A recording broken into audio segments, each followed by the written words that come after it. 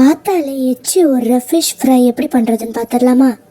நான் இன்னைக்கு தலையை மட்டும் வெட்டினா ஃபுல் ஃபிஷ் நான் எடுத்துக்கிறேன்.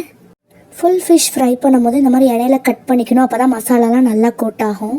மேரினேஷனுக்கு 2 spoon chilli powder, 1 table spoon Kashmiri chilli powder, 1/2 teaspoon turmeric powder, 1/2 teaspoon cumin powder, 1/2 teaspoon pepper, 1 teaspoon coriander powder, தேவையான அளவு உப்பு, 1 table spoon ginger garlic paste, பாதி எலுமிச்சை பழத்தோடைய juice, 2 table spoon cornflour powder. இது எல்லாத்தையும் சேர்த்து கொஞ்சம் கொஞ்சமாக தண்ணி விட்டு நல்லா ஒரு திக்கான கன்சிஸ்டன்சிக்கு பிணைஞ்சு வச்சுக்கோங்க.